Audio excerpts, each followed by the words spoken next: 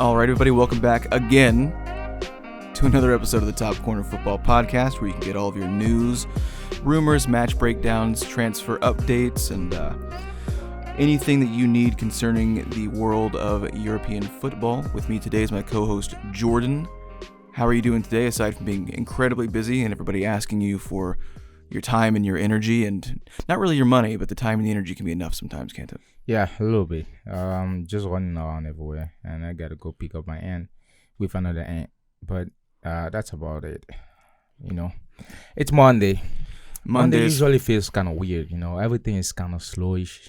I don't know. That's always how I feel about Monday. But I try to take my Sundays as slow as possible, just because you think at first, at first thought that it's going to help you integrate into the week again.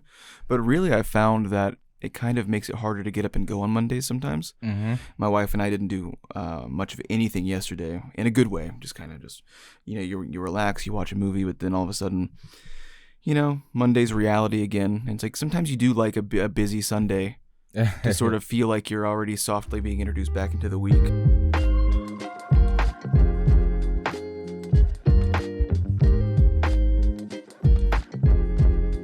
this week, not a lot of news per se.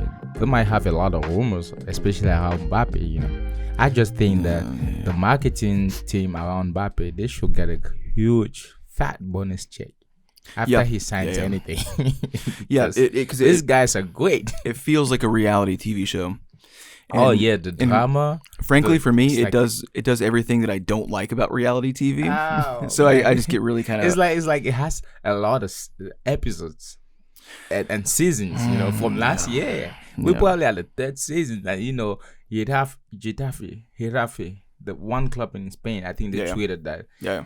Just trolling to that. Yeah. They are also just to get involved. To get involved. God. Even Arteta was like, "Hey, we need to get involved in."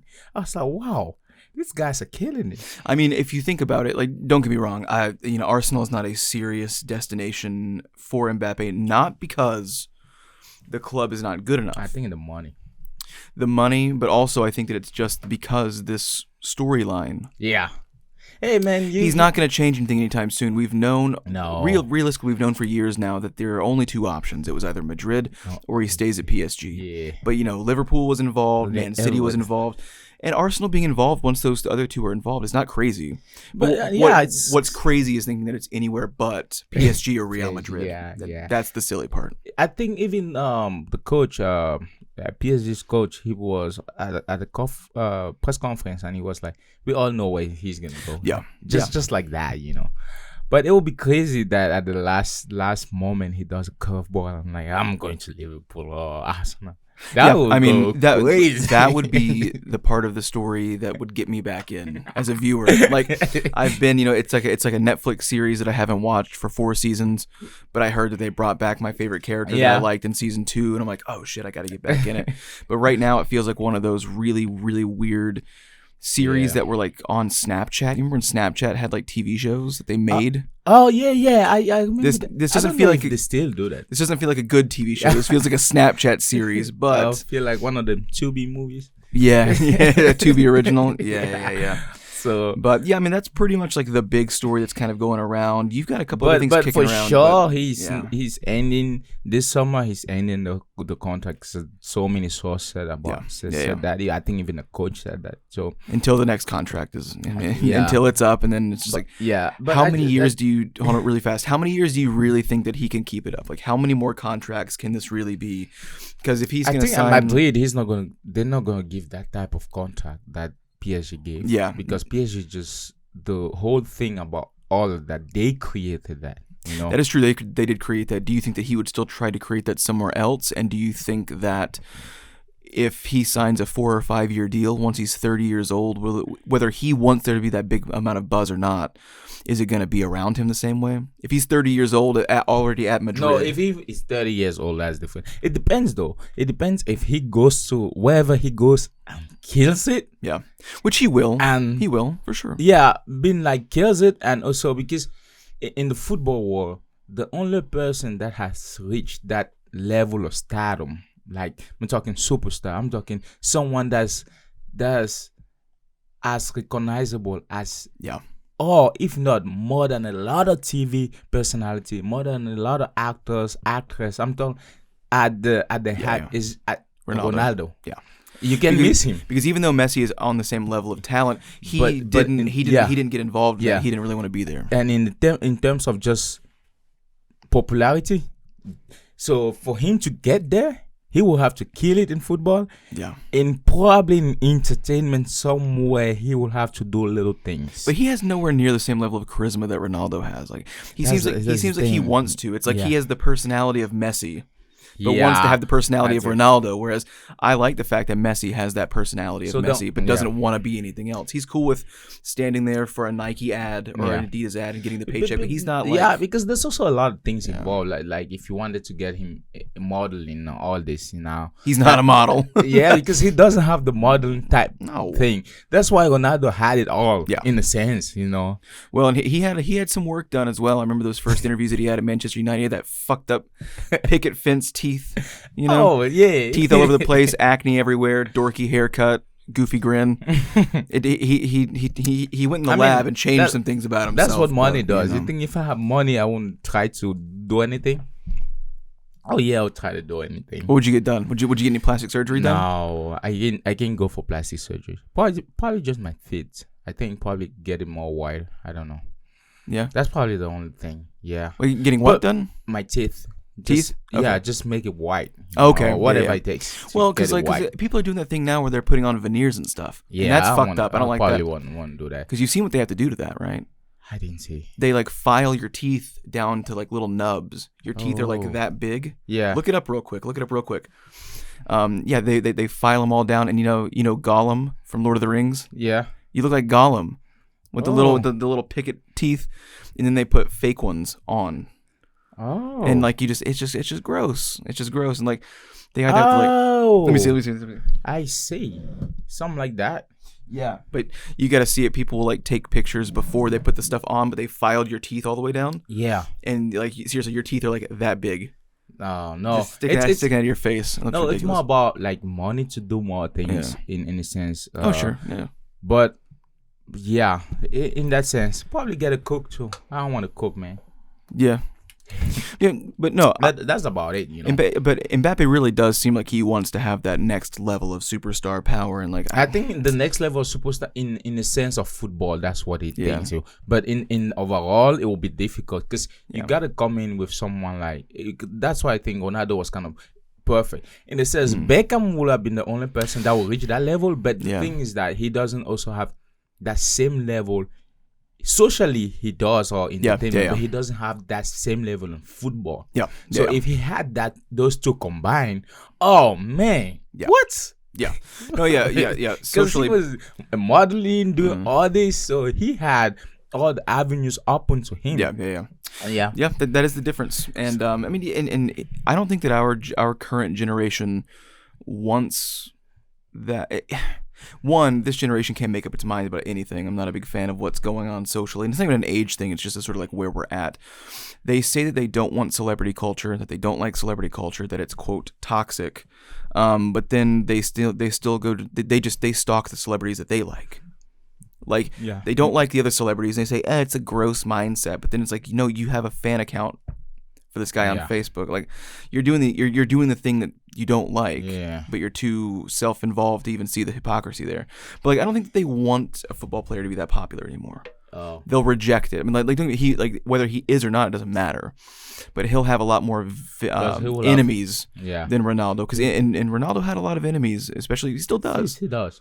It depends on how you, like I say, he will have to take the football crazy. Now, if he repeats Ballon d'Or, that's something that might be but I think he will definitely go to Madrid. We might tweet too that we might try to get him.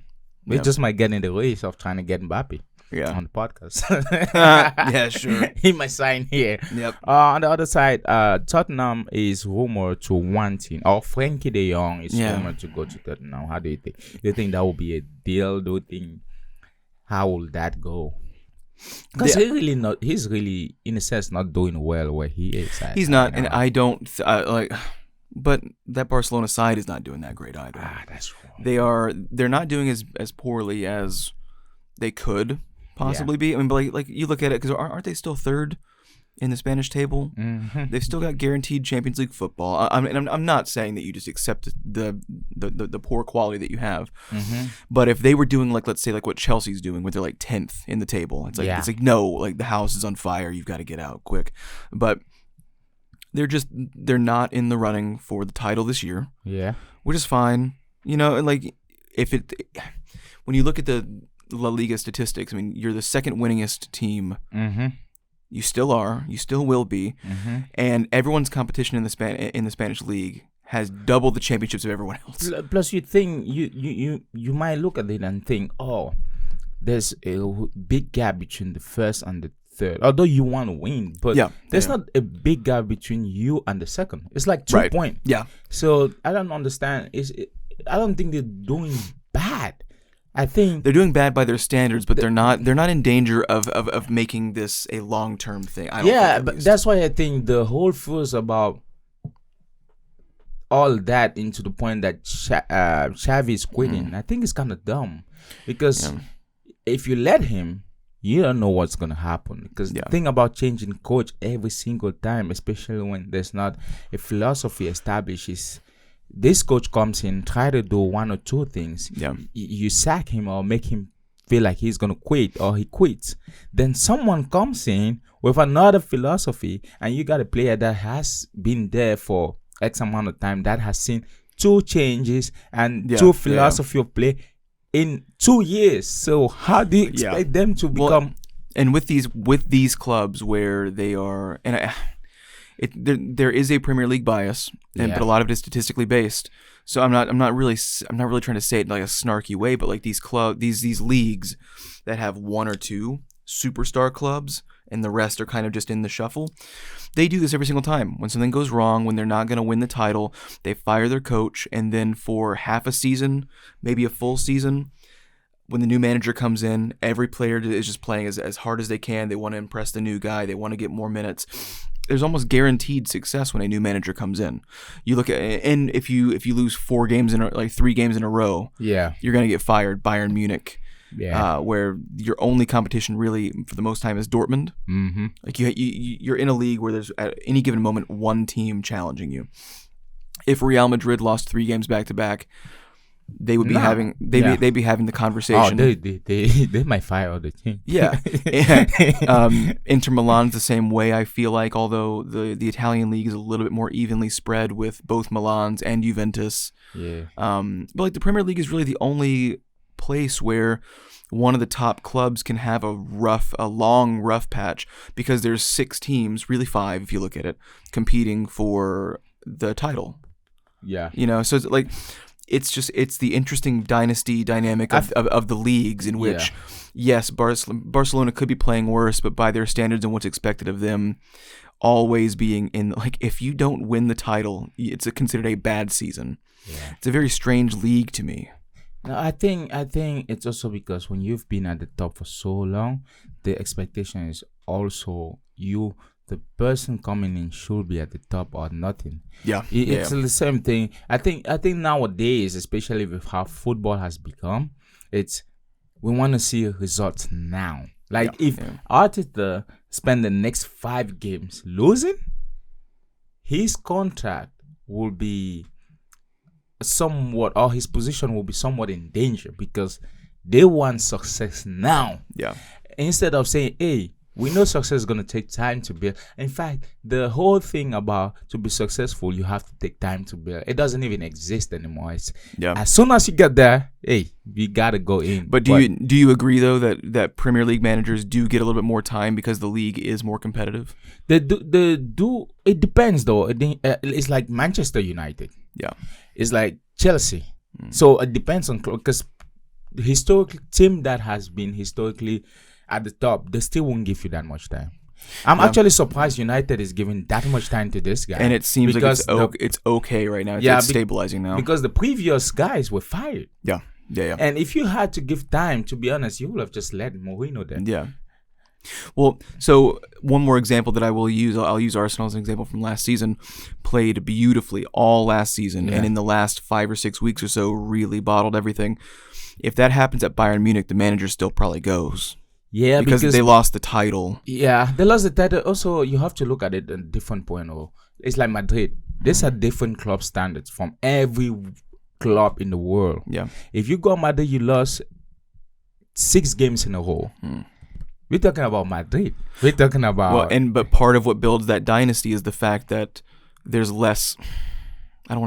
There's less competition in the domestic level. They have most of those titles because they're only really competing with Barcelona and Atletico Madrid. Yeah, I see what you're saying on that sense, but because even Liverpool, Klopp last year, if that was in the Spanish league, he's in the Europa League this season. Mm-hmm. He's a legitimate contender for the Premier League title, but he's not even in Champions League competition this year. Yeah. In theory, but if Barcelona was in 5th place last season, everyone's gone. Yeah, but I feel like for Liverpool is because he had already proved or he had a track record. It's different, right? If you get, let's say you get a new guy tomorrow at Liverpool and he does what he does, what Klopp did last year, he's gonna be fired. Yeah, for sure. That's different. Yeah, especially if it's a thing among big clubs. Not just, although the competition within is not as in Premier League, but these clubs too carry much weight than any club in the Premier League. If you talk about Madrid is the greatest club ever. Yeah. And if they put you in Madrid as a coach, you lose 8 games. Yeah, I will fire you. Yeah, because you have everything. That is this. For Barcelona, I just don't think Barcelona is a thing. I think one day we need to do a segment on Barcelona because there's a real breakdown that I like. And just going through it for a minute. Barcelona in the transition failed to understand itself, Barcelona. So in 2006-8, when 2008-7-8, when Pep comes, he comes with the philosophy that has been established through La Masia, which is the way of playing, which is positional football, right? Yeah. Then you get all the players that have been in La Masia. It becomes easy because all those players have been playing for so long since the kid. They understand it. Yeah. Then in 2014, when most of these players are retiring or leaving, you depend on Messi. Yeah. Instead of rebuilding from the get-go. Now, when Messi leaves, there's no one and there's not a philosophy. Yeah. Right? Because that's why Xavi is trying to do that, but they won't let him. Treated him really badly. Yeah, they won't let him really because they don't understand that, especially that it takes so long. If you think about, they took a lot of time for Barcelona of 2008 to be Barcelona of 2008 because you had already promoted Xavi, Iniesta. They've been playing 2005, 6. You just slowly introducing until 8, 9, it becomes fully complete. That's what they don't get. Yeah. So on the other side, Pogba is rumored he could return. I think his agent or Anthony said so or something like that. Because what's it been so far? We covered that. We covered that in the early stages of this podcast. It's sort of been about 4 months, something like that. That he's been suspended. Like how long has it actually been? Probably something like that. 4, 3. Yeah, you might be right. I think it's closer to 4. But yeah, they said depending on the counter analysis, he could return possibly. So does it really matter? Honestly.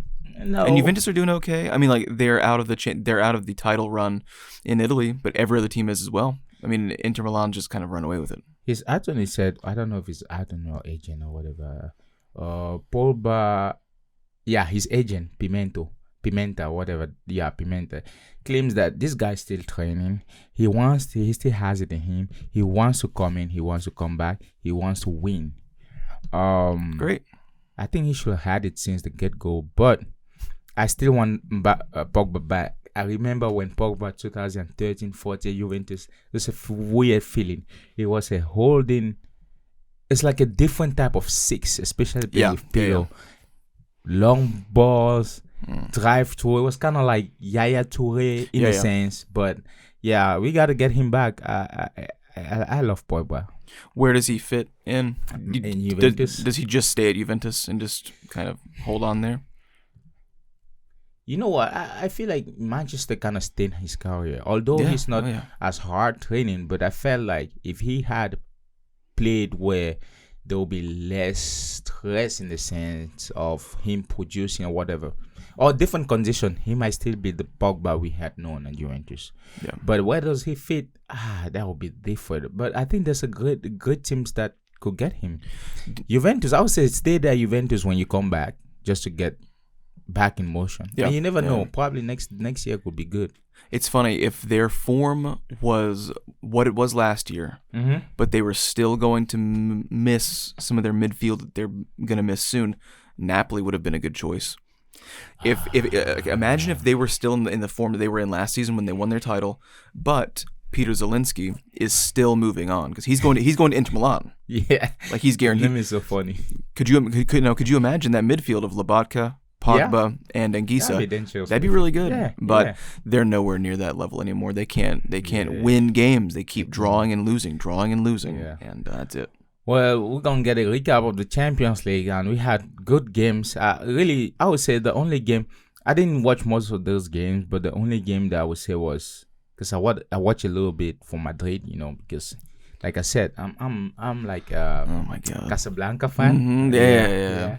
I'm not a how will you call it? I'm not an extra fan. I'm just a fan. Yeah. But you're talking the movie Casablanca. Yeah, you like the that? White House. Yeah. No, I'm kidding. Jesus. No, it's like I'm not an extra fan. It's like at every time I could be, hey, you searching for me? Nowhere to be found. No. Yeah, I'm done. See, you're the guy that gets the Real Madrid tattoo, and then you scratch it off, and then you get like a Chelsea tattoo, and then you scratch that off, and then Real Madrid underneath that again. Yeah, I don't do extra fanatism anymore. That's the past for me. I don't dare. It's not a cult. I get out as fast as I'm quick. I do I really do appreciate fan loyalty, but you kind of just said it very well. Like, it can become a cult thing, and I don't like the cult thing. I don't like the super fan thing. Now, I think that if you are a fan of a club or a team, you should stick with them through the bad stuff. I do. I mean, like, does that mean that you have to watch every single minute of every single game, keep buying season tickets when the owners of the club are treating the fans like shit? No. By all means, walk away from that. Yeah. But you should be there in some way through the bad times. Yeah. I think, at least. For me, it's just different, though. I used to be, I was a fan of Barcelona. I'm telling you, I cry when Madrid beat Barcelona when I was a kid. Yeah. I used to, especially the Eto'o, the Ronaldinho. Yeah. Then something made me quit. I might talk about it. You still like crying? Mostly like Pep. Yeah, mostly like Pep Guardiola. But then I went to Inter because Eto'o went there. And in 2010-11, I was already following Manchester United because my dad loves Manchester United. He's not a fan of Manchester. He just loved them because Sir Alex Ferguson is one of his best coaches, right? Yeah, well, I mean, you can love watching a team play. Like, when Manchester City were playing their absolute best, I'm not a Man City fan. Yeah. But I would watch almost every single game they played if I could, because it was so much fun to watch them play that way. I understand watching clubs because they play well at the time. Yeah. And I understand following a player to a different club. Yeah. I understand. I don't identify with it that much. But I still understand that. Yeah. So then at the time when since I was following already United, so I was following the progress and success. I mean, the Patrice Evra, this was my team, the United time. And one thing, when I used to play, even back in the days when you backtrack, like United has just been a team that I've always followed. But when Ronaldo went to Real Madrid, that's really when, even Madrid, we followed Madrid because of the Barcelona Madrid thing going on. But then I became a Madrid fan. Then in 2014 or 15, I kind of just stopped being a super fan. Yeah. I just became a fan of the game. Yep. So like watching good football, that was it for me. I think it's also because I witnessed people fighting. When someone lost their eye, I was like, the eyesight. I was like, you guys are fighting that hard for these guys. They don't even know you. They don't know you at all. So yeah. Well, like, and to me, that kind of stuff's never understandable to me. Yeah. And like that's what I think that fandom should be. Like, if your team is. If you're in the NFL and there's only 32 teams in the NFL and your team is the 32nd team, they won like one game in one season. Like, don't pay for a ticket. Don't pay for a ticket. And honestly, watch the highlights, because if your team sucks, it's the lowlights. Watch the lowlights. Yeah. But keep up with them, support them. Like, I don't know. There's a different level of support. Like, but I still expect you to watch football. Yeah. Like your team is awful. But I expect you to watch the Monday Night Football game. Yeah. because you like the sport is the reason we're all here. Yeah.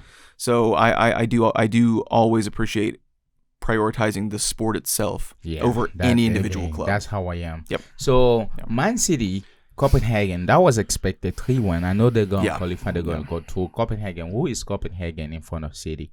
Madrid. But hold on, one thing on that.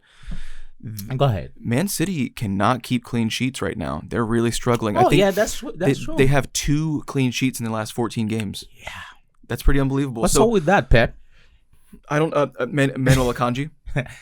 Manuel Akanji was really rough in the Chelsea game too. Yeah. Nathan Ake is in a run of bad form. Solely the fault, or I think the club is also kind of going through a rough patch because they have all the players now. You can say because the Bruyne is not here.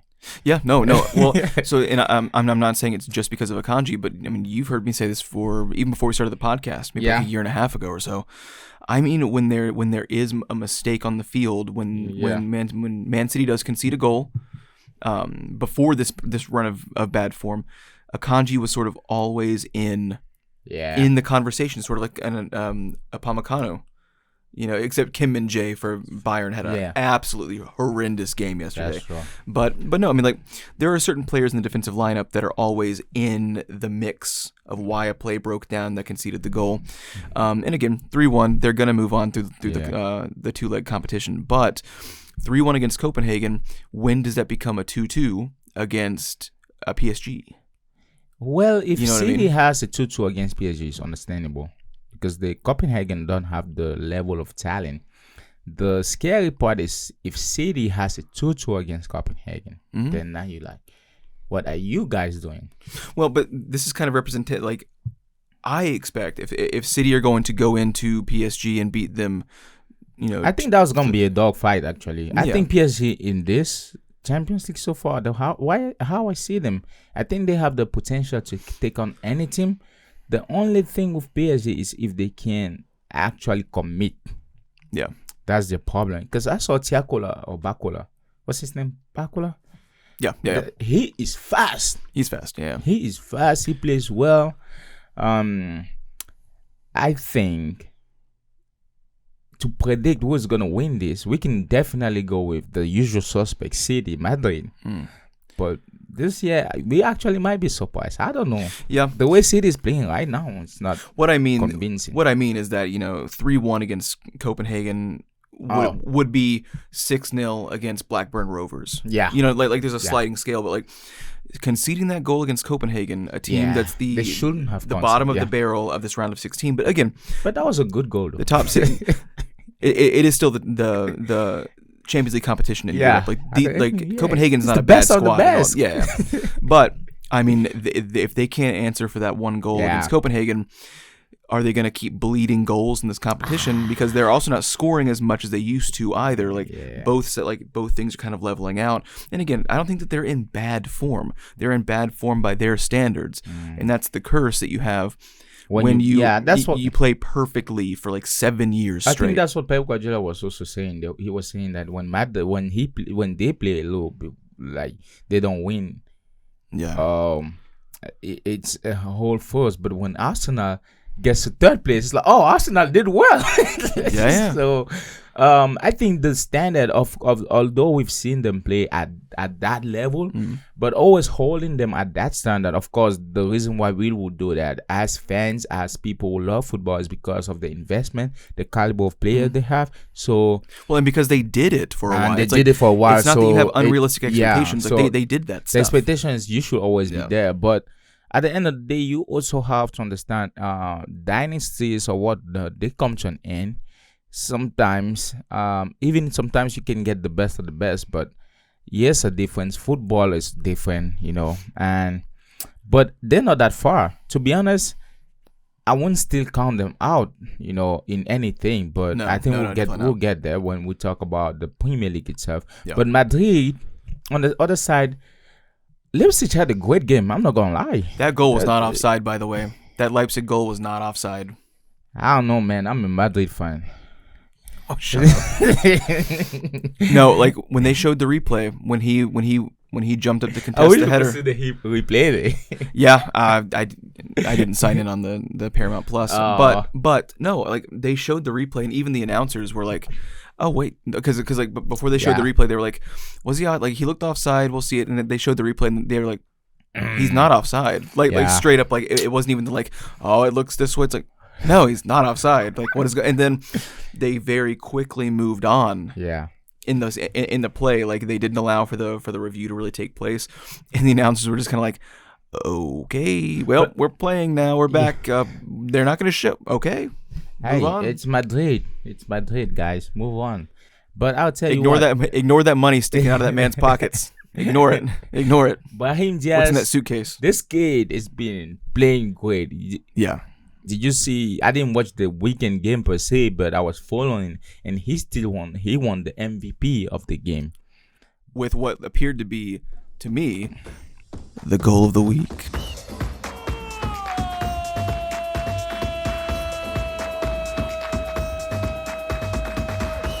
We can definitely say that. I saw a prime young Messi. Yeah. The way he was moving swiftly with the ball, with the little stops and quick acceleration and sudden stops and crosses. It was so quick, beautiful, and when he finessed that ball, the little shuffle dribble. Yeah, you know that little shuffle that Messi does. Man. I think that was one of the, if not the strongest suit of Messi, because it's so difficult to defend that, because you don't know when he's gonna slow down, speed up. It's so difficult. Yeah, I think that's what threw off a lot of people. That's what made Kevin Prince Boateng fall like a goat. Yeah. Well, no, when like even when he had his back to the defender, and he drops his shoulder, and like you think he's about to wipe out on the ground, but all of a sudden he just kind of like swirls and pivots. Yeah, and I was like, I think that's because they're short. Yeah. No, so I mean, the center of gravity truly, is really, so it's difficult. It's easy to maneuver, but not everybody does that. So when I saw him score that goal, I looked at it, I said, "Oh man, that looks like Messi on the field." It does. This guy's, and even during the weekend, he played great. So it was expected. I knew Madrid was gonna win. They should have won. They should have scored more than 2 goals or more than 1 goal, because I think Vinicius missed or Rodrigo missed. But overall, I'm not concerned. I'm not too, No, it is another result though that is okay. It's not the end of the world, but 1-0 against Leipzig. When does that become 1-0 for Liverpool and not you? Yeah. When Liverpool aren't in the competition, but I mean other like top club that's in. But I feel like it's easier to play top club to top club. Yeah. Let's say, not really easy, but I've always had the sentiment when the top club plays an underdog, it's a little difficult. You take it for granted.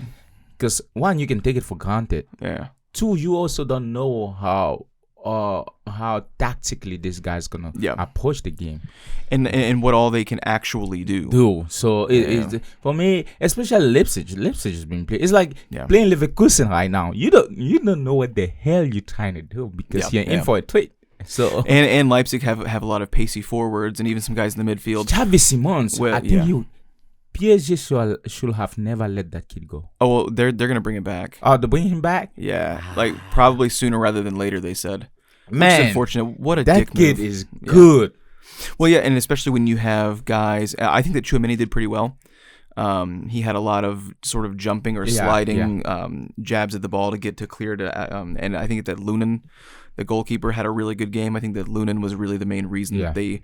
Militao might be coming back. So concede any goals? Yeah, but you've got this injured back line. Yes. Competing with this very very quick Leipzig side. So I would say this though, Madrid is again, in terms of, how will I say this, Carlo Ancelotti, in terms of playing in this era where players are not concerned about their assigned position, but the position they are playing within the field. It could be anytime, anywhere, and that's how you have to play. He's doing a great job. Like, his players are still free, not playing a particular system. But I feel like if you're a Madrid player right now, you have to play a lot of positions now. Yeah. Because Madrid is the only team right now that you see the midfielder be a defender next day, Yeah. And he might be a striker the next day. Yeah, who knows? There's not a position set, especially from the midfielders back to the defense.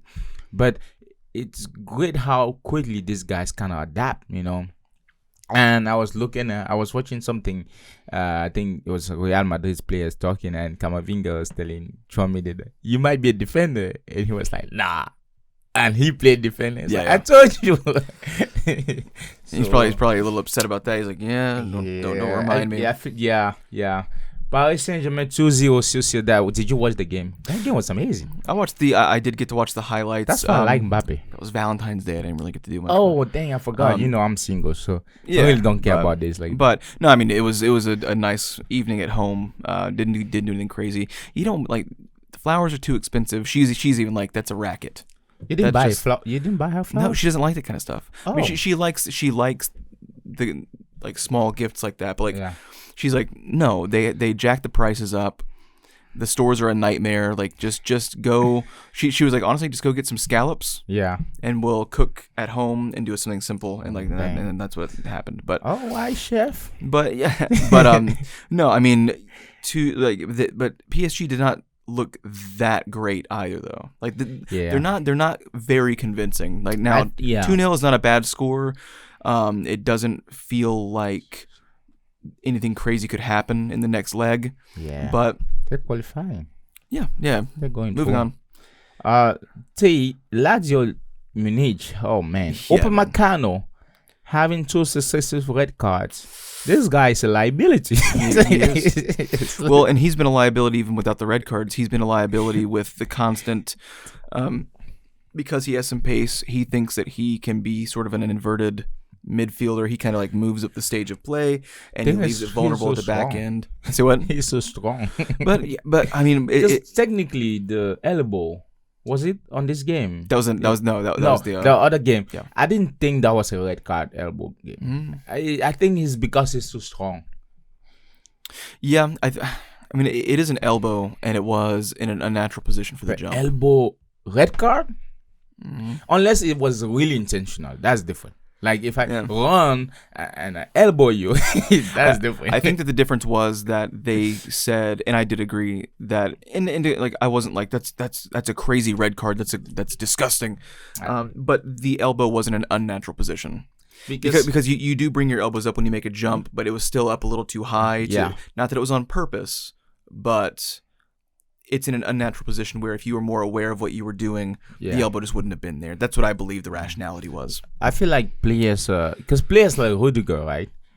If he fouls you, the referee is more prone to giving him a red card just because of his track record. Than a yellow card. Like, if Messi fouls you, well, they might say because it's Messi. Let's take another. If Xavi Simons fouls you, they might be prone to give a yellow card, not a red card. Because he doesn't have a track record of fouling, especially that many of these players, the way they play sometimes it's like Rudiger, sometimes he does the fouling. Big physical. Intentional. So most of the fouls have been looked at. I think even that one was intentional. Yeah, I do get that. Like Pepe, I used to love Pepe. Because... I mean, he was crazy, but I like this type of players. I know people don't like, but you gotta have one crazy person in the team. It's just good for the overall balance. Sergio Ramos, Diego Costa. Even though he's not a defender, you're just like, talk about liability of getting red cards. I miss Diego Costa. But at least Upamecano is no Sergio Ramos. That's the difference. Because you could be a liability, but you could also be one of the top guys. Because if you look at Madrid, Atletico Madrid, Real Madrid, every time it was locked, it was a draw at the end, Ramos was there with an astonished head goal or whatever. Yeah, that was the thing. If Sergio Ramos did get a red card, it wasn't because it was the ending of a horrible performance. It was he was playing very well and just made the risky challenge and paid the price for it and was still sent off. But like, you still wanted him on, whereas it feels like sometimes, especially with this Upamecano guy, he gets sent off and you're kind of like, thank God. Like, Because I mean, we're playing with 10 men now, but hell, I mean, I think we might be able to close the channels better now because he's not standing in the way, thinking that he's going to do a task well. Yeah, very strange stuff happening at Munich right now. Especially not getting the best performances out of Kimmich and Goretzka. Like, when is the miscommunication between Tuchel and Kimmich gonna stop? I think at this point there's no miscommunication. I think they've gone a little. They just too don't far. get it. I think both of them actually. There's problem existing between them. This is a Sancho. Sancho Ten Hag all over again. The issue is that now like apparently like it's not like personal issues or like confrontations, but like now Goretzka, his performances are suffering, and now all of a sudden your entire midfield, like Muller doesn't have the speed, he never did, but now he's older. Goretzka and Kimmich are out of form. Upamecano's out of form. Kim Min-jae had a very surprising but very horrendous performance domestically yesterday. Like, who is playing extremely well? Kane's not playing well. Jamal Musiala might be playing okay. No, Jamal Musiala, yeah. He got that goal, but in the Champions League matchup against Lazio, he was not playing well. So even he is having dips in form, but he is probably still the brightest spot in that club right now. I feel like even Muller is playing great. He might be. It's weird because he is so slow, but makes everyone fast when he plays. Yeah. Like, and watching the games. Oh my goodness, Harry Kane. This guy actually carries the whole Tottenham cause around him. He just has the aura. What's going on? He did miss that he will never had missed. Yeah. I think it's because the whole team is in the weird position right now. He pulls his Bayern Munich shirt down. He's still got a Tottenham shirt underneath it. Yeah, I think that's what it is. The little bird badges there. Oh, man. But don't tell anybody. I think Bayern is in some... I won't really look at it, make a lot of fuss about it, but Bayern is Bayern, so there's going to be a lot. And this kind of turns into the idea, like, at a certain point in the show, we need to talk about what our realistic expectations are for the four clubs most likely to win this tournament in the Champions League. And I don't think either of us, if we are taking this seriously, would have Bayern Munich in our top four anymore at this point. Oh, we gotta watch. That's kind of a dilemma right now. I would say I still have City winning. Yeah. Honestly, I don't think I have Barcelona. No. I feel like there's gonna be a team in the top four at the end that's gonna be totally different from all of our expectations. Yeah. Because you got Inter, you got Atletico Madrid, you got PSV Eindhoven, you got Borussia Dortmund, Arsenal, you got Porto, you got Arsenal, you got. What if Arsenal gets there?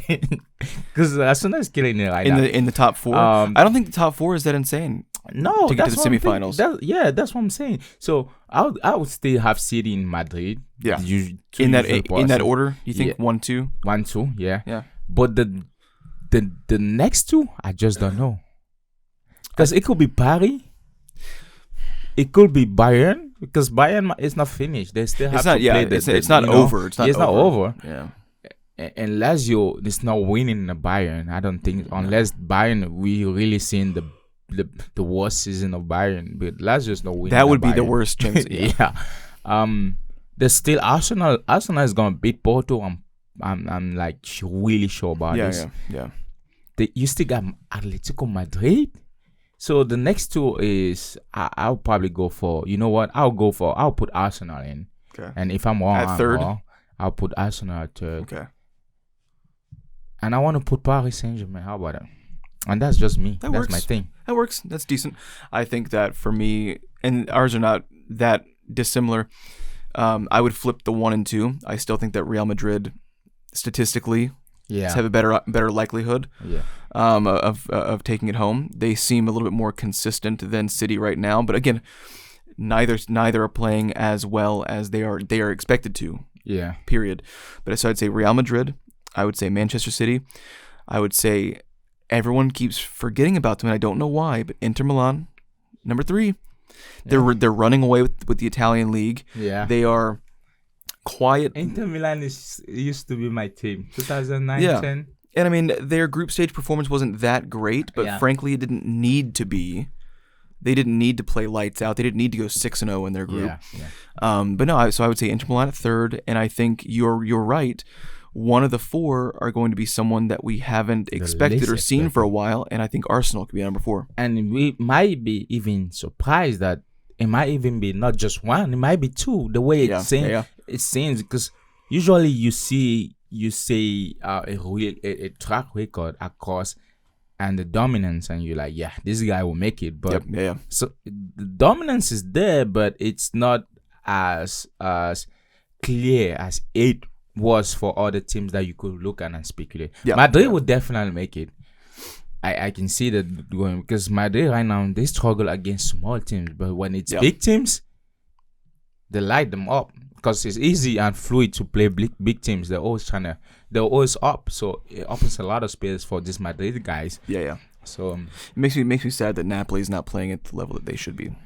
Yeah. Because that would be another fun team to be sort of in that quarterfinal, semifinal conversation. And this way too, before we leave, this way we got Inter versus Atletico Madrid, we got PSV versus Borussia Dortmund. I think Dortmund's gonna take this one. We got Porto versus Arsenal. Arsenal is playing great right now, and they're gonna take it home. Napoli versus Barcelona. Ooh, that's actually a good game. That really could go either way. Yeah, those two are unsuspected suspects. Yeah. Like both were playing much better last season. Both are playing well below their standards now, with no real single issue or explanation as to why that is the case. And I think that's as close to 50-50 as you can get, truly, like in terms of who would walk away from this one. Chelsea versus City. Did you watch that game? I did watch this game. Oof. I think Chelsea could have won. I think Chelsea could have won this game when they scored 1-0. Bayern was counter-attacking every single time, and most of the time Bayern was playing in the half field.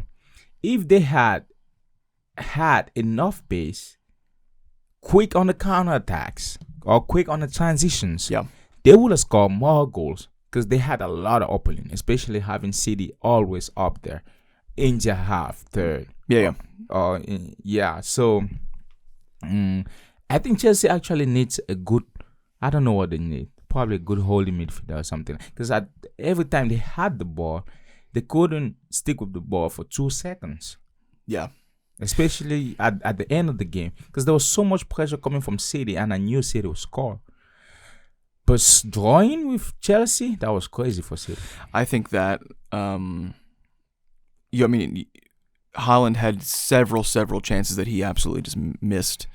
But so did Nicholas Jackson, man. Oh my God. That's what I'm saying. It's crazy. I do agree with you that Chelsea does need another holding midfielder, and their roster suggests that they've got someone somewhere. We've still not seen anything that Romeo Lavia can do. He's still hurt. I don't understand what's going on. But as much as they need someone in that back line, because Disasi and Colwell played well together. No, they play well. Disasi played very well. Yes. The thing is about transitioning, holding the ball for a little bit longer. That little area before that back line is very vulnerable. Like, they coped well with what they had, but they probably shouldn't have needed to defend as much as they had to. But they need someone else up front to take those chances, because Nicholas Jackson, he could have had a hat trick. He could have had a hat trick. That's true. And he was responsible for the assist layoff for the Sterling goal, but that was Sterling's move. But also, I don't know. Do you think that he should substitute Sterling? I think he should let Sterling in the game.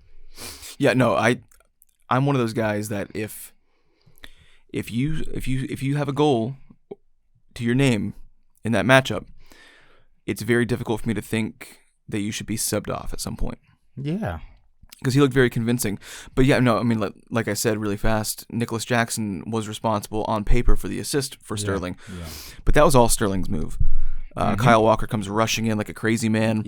And Sterling sort of knew, he's like he doesn't have time to break. If I cut in as he's blazing through, like it's physically impossible for him to stop down, pivot his hips, and get back to me. I don't know why he came in that way. Why would you not just, if you're Kyle Walker, why do you not just come in slow and steady and know for a fact that all Raheem Sterling can do is cut inside for his right foot because he has no left foot. Yeah. And your back line is coming back up to make the saves. If he has to stutter and hold onto the ball, he can't perform well in that situation either. Or if you gave him the one move that he could do. Or if you substitute Raheem Sterling, good, fine, but don't remove Cole Palmer because apparently his conversions percentage is higher than Nicholas Jackson. Yeah. So you have all this. Like I said, if that tactically, if they had managed the game very well, they would have won this game. It was there. It's fundamental. So if I'm leading, City being a counter attack or attacking team, they will try to attack single time, leaving the backline vulnerable. What do I do? I just have to be quick in transition and counter attacks. That's it. Yeah. I don't get Palmer and Sterling should have stayed.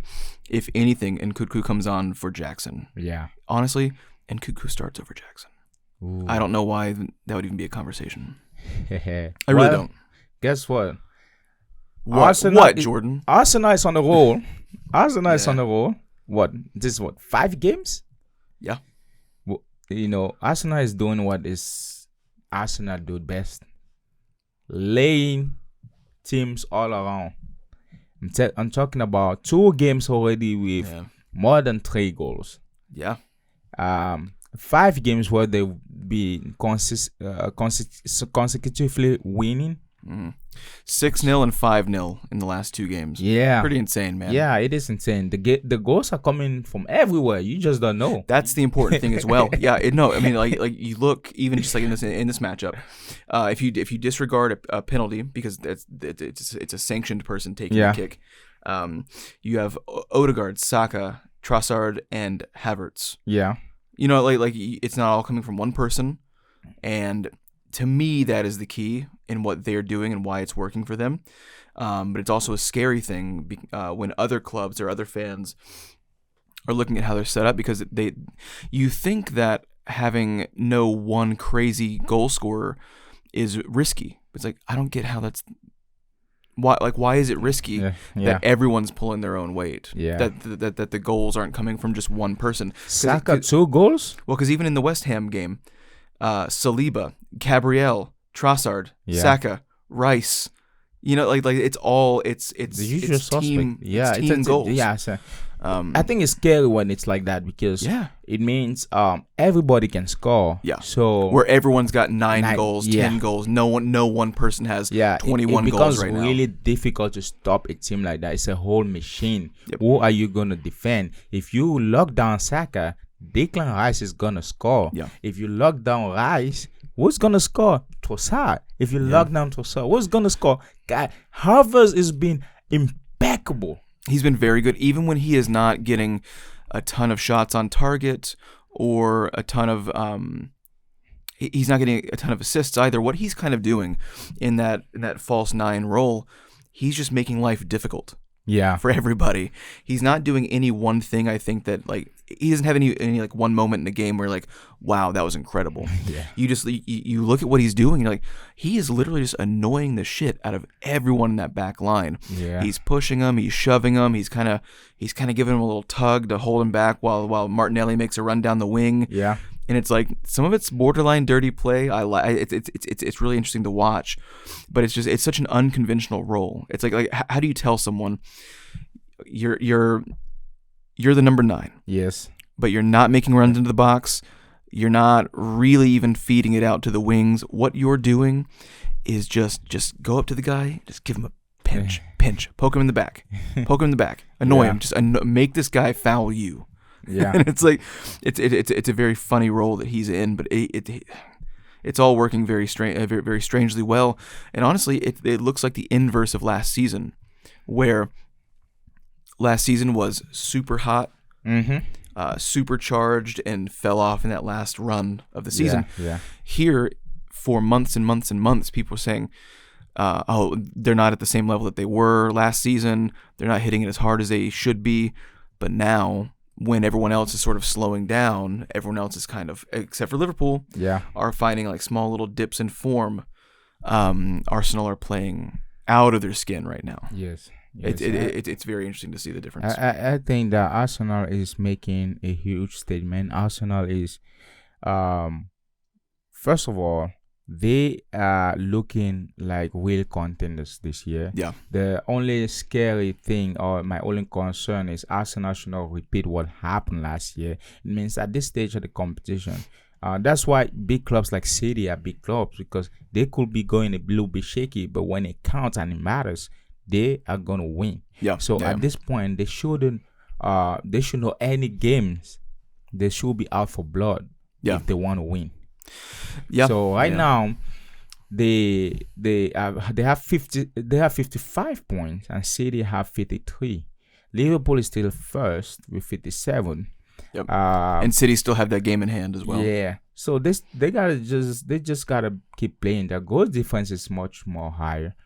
So yeah, they, like I said, at this point they just have to keep winning all the games, and this week they will be in Champions League too playing. So let's see how that goes for them. And for people that haven't been following Arsenal has been killing it the past games. I'm telling you, these guys are dangerous. After that those two back-to-back losses, everyone thought that it was over. Yeah. Now they have five wins: 5-0 against Crystal Palace, 2-1 against Nottingham Forest, 3-1 against Liverpool, 6-0 against West Ham, 5-0 against Burnley.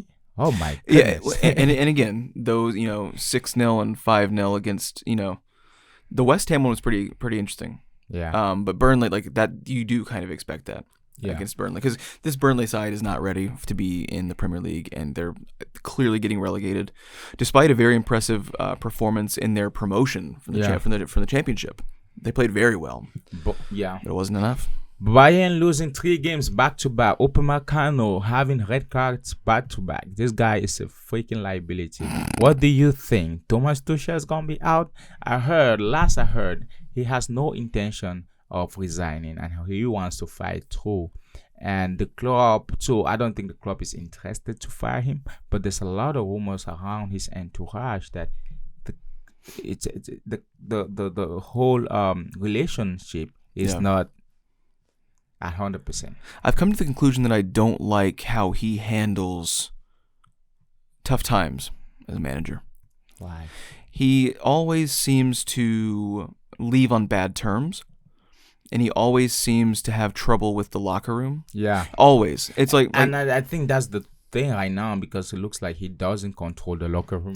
Yeah. Well, and even just like when he seems like the guy that, whether he gets the tactics right or wrong, whether the team plays poorly or not, whether it's financial decisions that are out of his control, he blames everyone but himself. Yeah. And I feel like he ends up getting the locker room to dislike him. Yeah. And I never see a situation where he leaves a club in a way of saying, "Yep, you're right. I understand. This didn't work out for anybody." Blah blah blah. It's always I'm gonna show you at my next position, and it's like, yeah, but he also does this thing where he comes in, and the team plays well for 8 months. Yeah, and he seems like he comes in and gives them false confidence and really builds up who he is, and then once it's time to sort of stand on the own merits of the team, they fall apart. He gets in arguments with the players in the back, and just it seems like no one has nice things to say about him once he leaves the club. Yeah, I'm reading, and this is from the Reddit. I like the Reddit, guys. Tuchel hasn't been able to strike up much of a bond with majority of the players, especially in the dressing, the locker room. Questioning a lot of people on many occasions, and it seems that a lot of players are not really with him like that. Yeah, we can see Kimmich. I think that's already. I think the relationship is broken at this point. I don't see how it's gonna be fixed that quick. Last I heard, Mourinho was learning German. Yeah. You said that last week. Yeah. And also, it looks like they're looking, and this might be rumored, into Xavi Alonso. Yeah. Whereas if I was him, I would be waiting for that Liverpool gig. Yeah, that's just me. To me, it's clear. I mean, it also kind of makes sense, in the sense that you played at Liverpool. Yeah. Just I think that kind of like going. Xabi Alonso going to Liverpool and Jose Mourinho going to Bayern Munich, I think makes sense for both. You know what? I kind of want to see Bayern Mourinho having a last go at a top club, not a small club. Yeah. The reason I feel like I just want him managing a top club so he can win his last titles before he gives it. Give him 2 seasons. Give him 2 seasons. Give him more money than you've maybe given other managers in the past. See what happens. But like, Mourinho in 2 seasons is the best Mourinho ever. The 3rd season he can leave. Yeah. No, but it's interesting that he picks Tuchel does. Kimmich to have this issue with. To me, that's the last person, maybe other than Thomas Muller, in that Bayern side. Like, you're picking a guy that's in his late 20s. Yeah, a veteran. Has been at that club for a long time. I don't like. To me, it's like there's no better way to show that maybe the manager's the problem than having an issue with a long-standing guy. If maybe it was a new player that came in and instead of wanting to learn the ways, just said he wanted to do it his way. Yeah, manager doesn't like that. If you had a problem with Kim Min-jae or Matthias de Ligt, which de Ligt is not happy there either. But like, young player hasn't been there that long, maybe has a chip on his shoulder. No, you picked the guy that's like almost a captain most of the time. You know what I mean? Like the only thing worse would have been if you had an issue with like Lewandowski while he was there. You're picking the wrong players to have issues with. Yeah. Well, that's what it is, you know. This weekend there's a lot of wars going on, you know. I don't know if you heard about Rooney. Yeah, said something on Messi. Was it on Messi? No, Messi, Ronaldo. Everybody, you know, that's the greatest rivalry of the century. And Hazard also said something. You heard about Hazard? No, I did not. No, I can put it up fast, but I think Hazard said no. Rooney said something about Ronaldo just interested in goals. Okay. And Hazard said something about along the line. Messi is more a pure natural talent. Sure, well that's true though. And him also, I think him also is a natural talent, so he will have played similar ways, and that let me just put it well, and that's largely understood by everybody, was that Ronaldo was very dedicated and trained very, very hard, like way harder than most players did to become as good as he did, whereas Messi was just kind of naturally gifted. Not to say he didn't train hard or work hard, but they were completely different mindsets. One was a natural talent, and one just had the desire to be the best, whether he was naturally the best or not. So, Obi Mikel asks, who is the goal? Ronaldo or Messi? Has a reply. For me, Messi is the one. Messi is the one. If you talk about football, but then people have different opinion. Ronaldo is the goal to score goals, to bring trophies to the team. This guy is, wow, look at him now. He's 39. He's going to score goals. But my style of playing is Messi. But for me, the greatest is Zidane. That's how I finish. Oh, okay. I think his take is understandable. I like his take. I have no problem with that. Because Messi is the better natural player of the two. Like, that's not a debate. Yeah, you can be a bigger Ronaldo fan than a Messi fan, but like Messi was the better natural talent. That's obvious. Now, Ronnie's saying, what's his crazy ass saying? I think he said that Ronaldo is just concerned about goals, right? And that's it. That he is more of a football. Like Ronnie said something. Well, he's crazy. He's trying to get into boxing. Maybe he has a couple of concussions right now that we don't know about. Yeah, he said. So, for instance, Cristiano Ronaldo, his mindset is he doesn't care about anything else. It's goals. That's all he wants. It's not true. He cares about his sponsorship deals. He cares about his haircut. Whereas when you look at Messi, he wants to play a bit more, and he thinks that's what probably Hazard was trying to say. This debate is interesting for me. My perspective is a little different. When people say Ronaldo don't care about goals, I don't get it. How do you win without scoring? I just don't understand. Well, and if he was a midfielder or even like an attacking midfielder that was making selfish decisions that cost his team thing, but like, that's no, different. He's a forward. So he's a forward. He has to care about goals if you want to win. Yeah. But the take, Hazard's take is understandable. His take, that makes sense to me. I just don't get it. And also, this take about like when players say talent, especially before Hazard, he said something too. I forgot last week too on that same thing. This is just a different thing that he kept saying stuff, but I don't understand what he means by talent in a sense, right? Ronaldo 2003 to 2008. If people watch that Ronaldo, that was the best left wing that you've ever seen in that time frame. Yeah. That's why he won the Ballon d'Or. And Hazard, I love him, but he can't come close to that Ronaldo even. That version of Ronaldo. Let alone close to the next version of Ronaldo. So, but he's good as his player is it. And so I don't understand. That was, I think, people really, when they talk about Ronaldo, they forget that Ronaldo when they're talking about talent. Yeah. They are more focused on that side of Ronaldo. He just changed the rich, famous Real Madrid. Yeah, they don't. If you look at Ronaldo United, it was crosses, it was dribbling, it was all these things that you like to champagne football. It's just that he changed. So I would say in terms of, because he's been a little bit robotic, I think it's a lot of training that changed that side. Yeah. Then you can say, oh, Messi is more fluid probably. Yep. But you don't play that if you're not talented. Unless you are, I don't even know who's not talented. I think that the term talent is used incorrectly there, because it's not. They're both talented players. I think that I said it in that certain way of like natural ability. Yeah. Messi has more natural ability, I think is what he's saying. He plays in a way that's hard to teach. Yeah. Whereas Ronaldo, I'm not saying that you can just teach someone to be Ronaldo, but you look at how he performs, and it's like, that's just the makings of a great athlete that he created for himself. Whereas Messi had a lot of those moments where you're like, I don't even know how to describe to someone to even think about doing that. He just did it.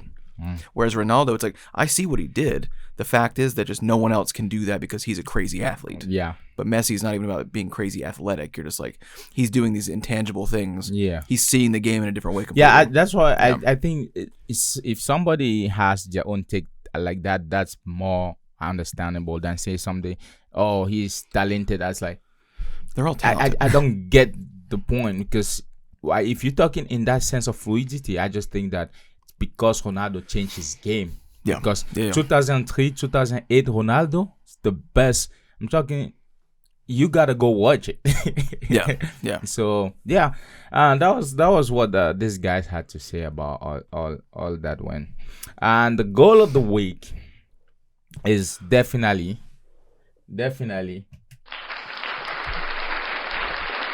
Thank you. Yeah, definitely Brahim Diaz.